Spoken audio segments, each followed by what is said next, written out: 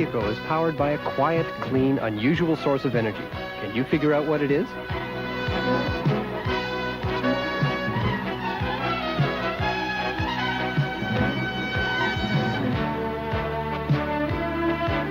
The vehicle makes almost no sound, and when it stops, it actually pumps energy back into its drive mechanism.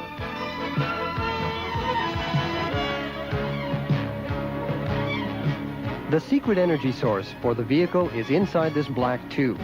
The source is the kinetic energy of a flywheel. If a wheel is massive, well balanced, and spun up to a very high speed, it will tend to keep spinning for a long time. Like an object moving in a straight line which has kinetic energy, a rotating object develops a very similar rotational kinetic energy. It's this rotational kinetic energy of the flywheel that does the work of moving the vehicle.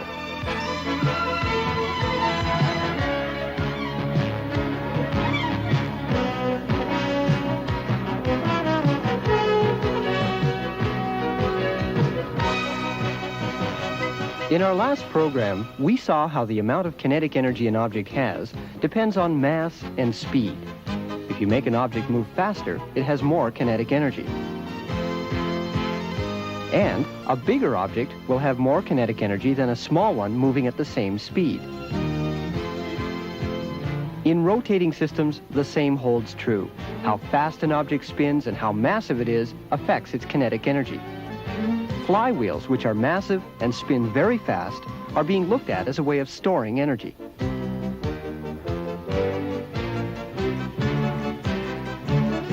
Saving kinetic energy in this way can mean a lot for vehicles that do a great deal of stopping and starting. We saw in the last section how the amount of kinetic energy an object has depends on both its mass and its speed.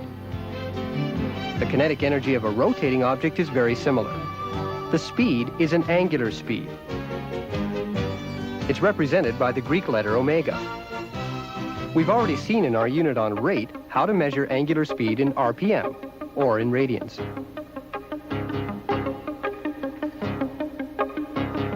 The greater the angular speed, the more rotational kinetic energy an object has, and therefore the greater the amount of work it can do.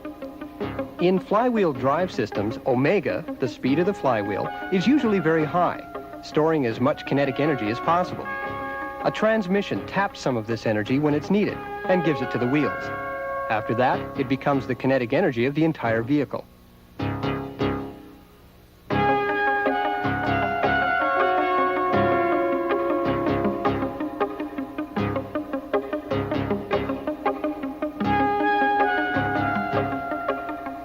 Omega. The faster something turns, the more rotational kinetic energy it has.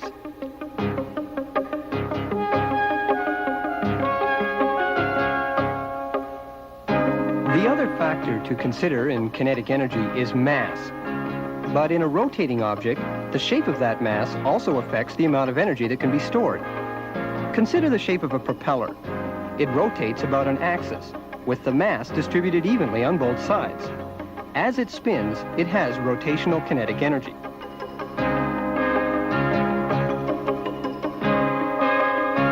But suppose the same propellers had a different shape and rotated about a different axis.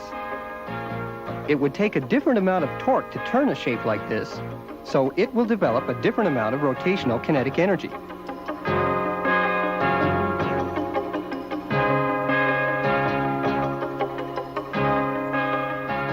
If the mass is distributed around the edge of a wheel rather than in toward the center, the kinetic energy will be affected again.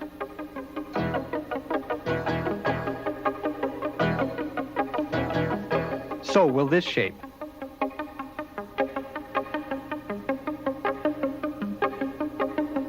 All these objects will develop different amounts of rotational kinetic energy, even though they all may have the same mass and be rotating at the same speed. This is a problem because you cannot simply use mass to calculate rotational kinetic energy. But there is a term that takes into account differences in shape. It's called moment of inertia.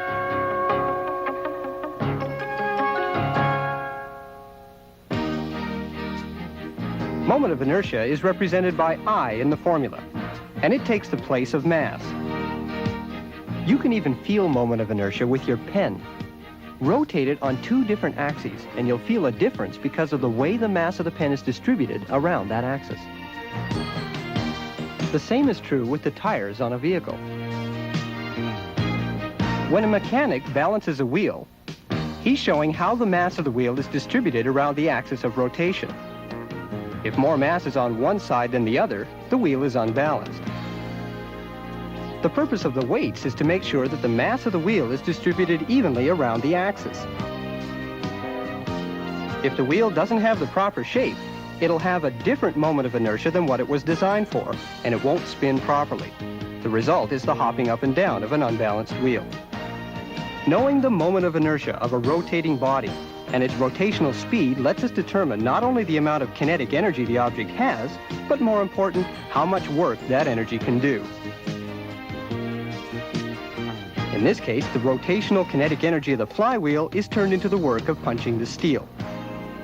The flywheel takes the work that was put into turning it in the first place, turns it into energy, then returns the work at a later time.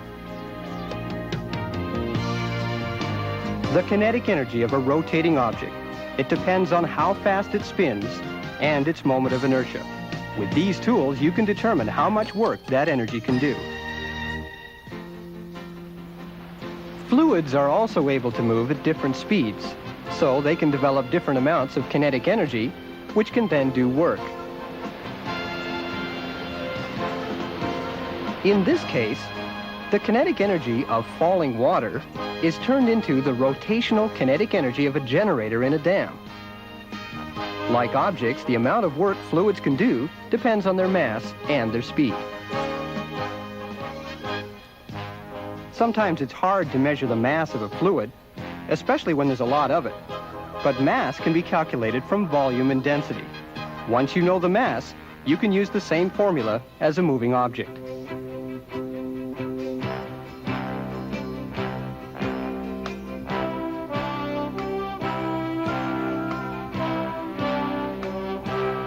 Moving fluids can do work in the same way as moving objects. This water knife takes the kinetic energy of a high-speed jet to do the precise job of cutting carpet. Whether it's moving fluids or moving objects, work is turned into kinetic energy, then back to work again. The energy may be turned into several different forms in the process, but if you can measure how much energy went in and how much comes out, you've just found the energy efficiency. And with the cost of energy today, that's an important consideration. After all, we do want to put energy to the best possible use.